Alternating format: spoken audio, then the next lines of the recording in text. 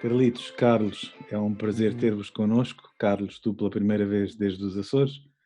Carlitos já não é a primeira vez aqui no Falamos em Casa, mas não deixa de ser um privilégio contar convosco. Obrigado. E o João, prazer todo meu também. Prazer é meu. Um habitué. Sim, é um prazer ter o Carlitos e o Carlos na terceira e o Carlitos uma comunidade mais propriamente Polima, não é? Costa de Estoril, pá, faz favor. Pá, desculpa. Tudo não roubo do turismo. Eu também achava que era Polima. Não, mas é Polima. Não, Polima, claro. A qualidade é Polima. Pronto. Mas sabes que Costa de Estoril é mais fino. Desculpa. Assim fica mais chique. Bem, fomos obrigados finalmente a distinguir a palavra igreja de edifício, não é?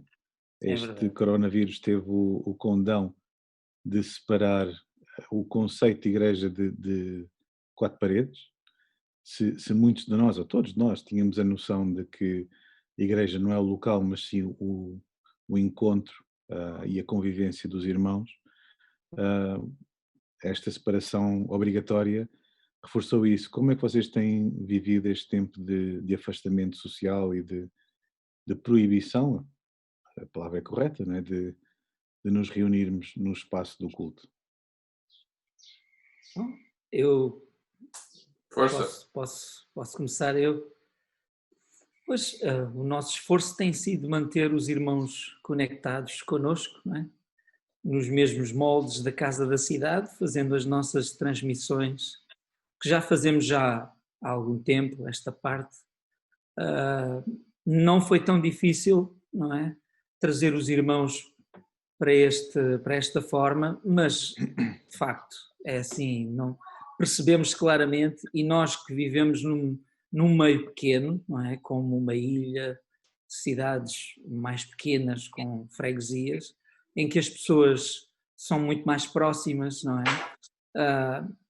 Não é sustentável estes moldes. Isto é claro para todos nós e para toda a comunidade. Pelo menos o feedback que temos recebido por parte da maioria dos irmãos. Mas tem sido assim, claro, com alguma ansiedade, num bom sentido, vermos a possibilidade de voltarmos a estar juntos, inclusive, como eu já dizia, estamos a fazer remodelações de modo a que possamos ter as condições consideráveis para podermos voltar a ter os irmãos, não é? Respeitando todas as medidas, neste caso, que são necessárias e exigidas, sem dúvida, mas percebemos que não é sustentável. Os irmãos precisam de estar próximos, de estar juntos e partilhar vida, testemunho, enfim. Para mim, neste caso, que nunca os vejo, não é? Falo para uma televisão, eles a mim veem, mas tem sido, honestamente, angustiante para mim. Já estou, pelos cabelos que não tenho, farto desta situação. Carlitos. Sim. Olha, eu desde o início, já há uns anos que eu venho a mudar um pouco o conceito de igreja, porque nós recebemos isso muito, digamos, da Igreja Católica, o conceito de igreja-templo e até da Igreja Protestante, não é? E há muito tempo que eu venho a trabalhar isso, no sentido de que nós nos congregamos. Nós, quando dizemos vamos à igreja, o que estamos a querer dizer é vamos congregar-nos, certo? Há muito que eu ando a trabalhar isto. E o coronavírus veio ajudar. Foi, nesse aspecto, foi, digamos assim, alguma coisa que veio dar assim um impulso para as pessoas perceberem o que é o sentido de congregar. E congregar é realmente estarmos juntos, não é? Essa é a essência da igreja, não é? A essência é estarmos juntos, tirar isto é tirar a natureza das coisas, os afetos, e aqui percebemos, as pessoas agora percebem isso. Agora, há uma coisa que temos que perceber desde sempre, não é? Eu tive um certo cuidado, desde que isto começou, em mostrar às pessoas que o conceito, a igreja fechou as portas, não é correto, porque a igreja não fecha portas. A igreja suspendeu temporariamente, por questões de saúde pública, suspendeu temporariamente as suas atividades presenciais. mas ela continuou a ser igreja e com uma grande vantagem, é que poder usar aquilo que está ao nosso dispor, que são as redes sociais, e que nós aqui na ECMAV, e eu em especial, uso há muito tempo, não é? Há muito tempo que nós usamos isso. Então eu fiz passar esta ideia, e já vínhamos a fazer isso. Olha, a gente já faz transmissões online há 14 anos que nós fazemos isso, não é? A única coisa agora foi intencional. Fizemos com uma série de atividades, os nossos pequenos grupos, que aumentaram, cresceram, reuniões de liderança que nós fazemos, é que não fazíamos antes, fazíamos aqui. Pronto, e nesse aspecto foi muito bom. Mas agora, ao regressar, vou de novo retomar a ideia e mostrar que, de facto, a Igreja é isto. A Igreja tem esta capacidade de se congregar aonde quer que seja, não é? Tem esta capacidade, tem esta flexibilidade, desde sempre. Desde sempre. Nós sabemos isso até pelo Novo Testamento, quando a Igreja foi perseguida, eles não precisaram dos templos para nada. Eles reuniam-se em qualquer lugar, não é assim? Desde sempre teve essa capacidade. De maneira que tem passado esta ideia que a Igreja nunca fecha. A Igreja move-se, tem essa flexibilidade, reúne-se em qualquer lugar. Foi isto que eu passei. Sim, nós, à semelhança do que o Carlos Coveiro dizia e o Carlos Cardoso dizia, é exatamente também, enfim, grosso modo, o nosso entendimento na Casa da Cidade. Na verdade, a casa onde a Igreja se reúne, nós até achamos que a casa é para servir a cidade. É o lugar onde aqueles que têm Jesus se reúnem e convidem outros para estarem connosco e para beneficiar do que nós somos e temos. Portanto, ainda assim, acho que há muito valor na casa no sentido físico, quando ela revela justamente isso, uma casa, um ambiente de acolhimento, de mesa, de serviço, de relação, de partilha, porque é isso que a Igreja é, uma família, uma mesa, e uma mesa aberta à cidade e uma família que abraça todos na cidade. E nesse sentido, uma vez que a Igreja não se pôde reunir durante muitas semanas num edifício, a Igreja foi-se reunindo onde era possível e foi-se reunindo pelos meios possíveis. E há outra coisa que a gente esquece e que temos lembrado muito no nosso contexto também, que é realmente na gênese da Igreja. Aliás, nós estamos a viver aquilo que a Igreja viveu no seu início. E eu acho que isto é muito positivo, mais ainda. Nós esquecemos com muita facilidade que o ensino, por exemplo, dos apóstolos, não é? Era também ele um ensino feito de forma remota. Eles não estavam presentes, eles escreviam. As cartas são isso. Não é? Então, vamos entender todos o verdadeiro significado do que significa ter Jesus, ser igreja e repartir e usar todos os meios para o fazer. E isso é fantástico, eu acho. E era oralmente também, não é? Claro. Oralmente. E o texto bíblico fala disso. Fala da importância da partilha, do abraço, do afeto, do ósculo santo. Tudo isso é muito importante. E os encontros presenciais não são para dispensar, sem dúvida. Claro. Curiosamente, no nosso caso aqui, há sensivelmente 8 anos, quando começámos a reconstrução ou a remodelar o espaço onde estamos, e quem já cá esteve daí da casa sabe que é assim. A maioria da igreja, até quando chama aquele espaço, chama pavilhão, porque inicialmente pensámos sempre num espaço multiusos. Então, para nós, esta questão de igreja, o conceito de igreja, espaço, lugar, não foi de facto difícil. As pessoas perceberem, porque ao longo deste tempo, quando se referem ao espaço, chamam pavilhão, o pavilhão da igreja. Olha, tens a chave da igreja, às vezes é uma questão de usar os termos semânticas. É de semântica. Exatamente. Mas olha, Carlos, mas eu, e o Paulo sabe do que eu estou a dizer, eu tenho pensado de há muito tempo esta parte, que apesar de tudo há uma dimensão que nós, evangélicos e protestantes, temos perdido e que eu acho que nós deveríamos de restaurar também. Eu explico o que eu quero dizer com isto.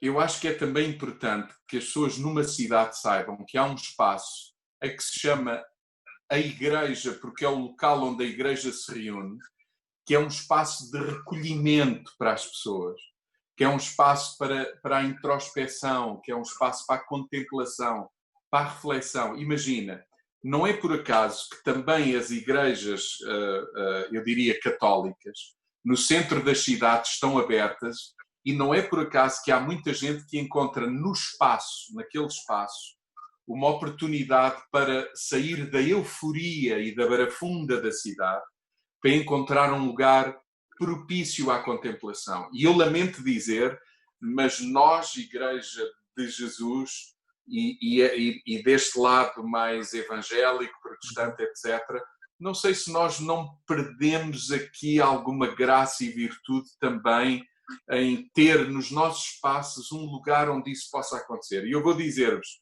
falando até de mim pessoalmente, eu valorizo muito isso. Ou seja, é quase como se estivéssemos a dizer, num projeto futuro, eu pensaria em fazer um lugar assim de recolhimento e de contemplação, porque isso é também importante, quer dizer, e os nossos edifícios deveriam ser ao mesmo tempo também oportunidades para isso, para além das pessoas poderem encontrar esses espaços na vida ao longo do dia, eu percebo. Mas isso parece-me que também é importante. Sim, mas finalmente os espaços estão abertos, Paulo, e a gente vai recomeçar as celebrações presenciais. Ou seja, se o Antigo Testamento é um espelho, uma imagem, uma refração do Novo Testamento, não é? E o Novo Testamento diz claramente que nós somos o templo de Deus.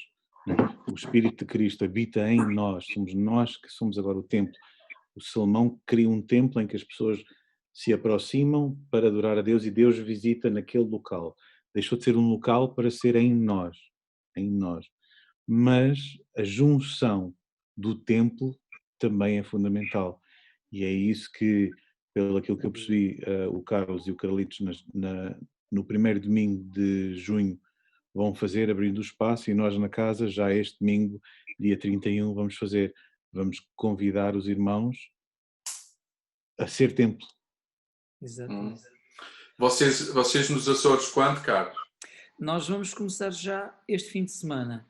Também. Portanto, as medidas que estamos a tomar, como eu já disse, são parecidas com a Casa da Cidade. O que fizemos foi protelar 2 fins de semana. Portanto, vamos começar já este fim de semana só restringido ao grupo Louvor, ao pessoal que está mais nas questões técnicas, e depois então vamos começar a abrir às pessoas com as restrições que são necessárias, a limitação.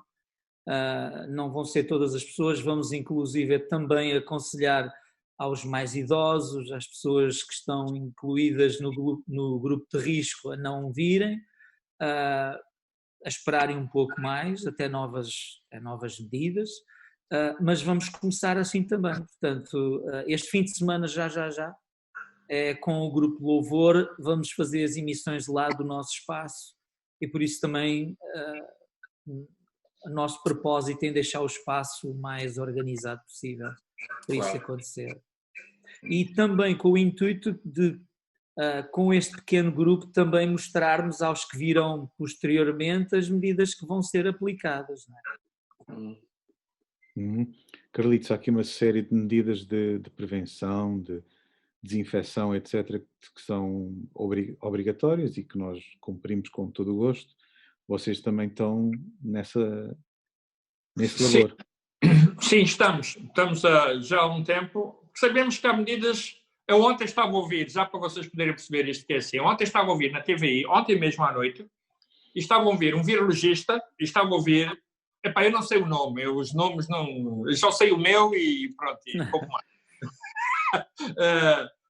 Estava a ouvir um virologista, um debate com o diretor do Hospital da Cruz Vermelha, um médico, e ele estava a dizer que estas questões hoje, ele é virologista, muito conhecido, cientista, aquele médico, e ele estava a dizer que os homens da ciência têm embaralhado mais do que têm ajudado, correto? Estavam eles mesmo a dizer, se vocês lá forem ver, porque um dia é uma coisa, amanhã é outro.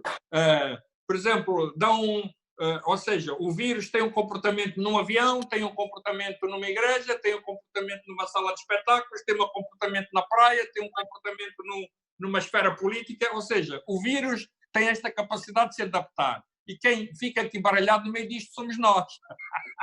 Certo? Isto era o que eles lá estavam a dizer. Era o que eles lá estavam a dizer. Ou seja, nós vivemos um período, não é, de indefinição. Esta é a palavra, indefinição. Um pouco de incerteza das coisas. Eu ontem, eu fui, por causa da minha saúde, fui buscar as minhas análises clínicas ali ao centro de saúde e o que lá estava num centro de saúde, repara bem, onde vão idosos, não é? Pá, eu só sou idoso a partir de outubro, que faço 65 anos. Até agora ainda só tenho 64. Não é? Eu fui daqui de São Domingos de Rana e olha, e o espaço era uma cadeira para a outra. Então, estas coisas, alguns que estão a fazer isto, é por metro quadrado, é por não sei o quê, epá, é assim, eu vou descomplicar um pouco isto, eu vou cumprir com aquilo que é o básico. Porque aquilo que eu já percebi, né, é que quanto mais coisas, e eu vejo isto por aí o que se dá, as pessoas mais baralhadas ficam confusas, elas ficam absolutamente perdidas. E pior que isso, ficam cheias de medo. Então eu vou fazer as coisas básicas, fundamentais da sala, a questão do uso das máscaras, a questão da desinfecção das mãos, pronto, trazer esta tranquilidade aqui dentro. Eu vou dar 2 cadeiras de separação, correto? 2 cadeiras de separação. Estou a falar aqui de quase 2 metros, porque as minhas cadeiras têm espaço suficiente, têm um espaço maior. Pá, vou cumprir, eu tenho uma porta, eu tenho um pé alto de 9 metros, vocês conhecem a sala, eu tenho 9 metros de pé alto, que isto também conta, né? Às vezes há salas muito pequeninas, muito tudo isso. Eu tenho 2 portas laterais, grandes, 2 portas laterais. Ao bocado o Carlos estava a falar em janelas, eu tenho janelas aqui deste lado com fartura. Ou seja, eu tenho todas as condições para poder, efetivamente, trazer segurança. As pessoas entram num lado, vão sair no outro, nunca se cruzam. Portanto, está tudo garantido, correto? Tudo, rigorosamente tudo garantido. Mas, quer dizer, pronto, vou procurar fazer com que isto, as pessoas não fiquem, entrem ali e não fiquem a pensar na regra que vão cumprir. Agora tem isso, agora aquilo. Senão isso baralha mais e traz mais medo do que outra coisa qualquer. Eu estou a preparar, efetivamente, um vídeo para poder explicar as coisas básicas, até será o Henrique a fazer isso, uma vez que ele é o responsável das instalações e que ele está a preparar isso tudo, mas, de alguma maneira, vamos trazer esta segurança às pessoas que da nossa parte tudo estará bem. Está tudo a ser preparadinho, tudo ok, não é? Sem problema nenhum, vamos cumprir com aquilo que é o fundamental para nos congregarmos todos. A questão é, com o máximo de segurança e normalidade possível, voltarmos a ser aquilo que somos, que é família, no fundo, não é? Estar da presença uns dos outros. Exatamente. Essa é a essência, não é? Há bocado falámos aí, não é? Olha, eu tenho visto pessoas que não sendo pessoas, algumas relacionadas com a Igreja Católica, outros que nem sequer cristãs são, a falar da importância dos afetos. Há dias vi um programa, um programa da RTP sobre os 60 dias de confinamento. E estava uma senhora a dizer assim, olha, eu sou uma pessoa que nunca dei valor aos afetos. E eu vou dizer a ela, eu agora tenho necessidade de abraçar, de beijar. Parece que foi preciso acontecer isto para eu perceber a necessidade de um abraço, de um beijo. Isto, mesmo nas grandes dificuldades, Deus tem maneira de espalhar e difundir o seu reino. Com certeza. Em momentos de privação e dificuldade que percebemos melhor qual é a nossa essência, natureza e origem. Isso é duro dizer isso, mas é um facto. Não é na festa que há revelação. É no luto, é na dificuldade que nós percebemos verdadeiramente aquilo de que somos feitos. E os momentos difíceis têm esta virtude de nos abrir os horizontes, de nos apurar. de apurar os nossos sentidos. E há muita graça manifesta e expressa neste tempo de dificuldade. Ainda que me parece que as maiores dificuldades estarão aí diante de nós e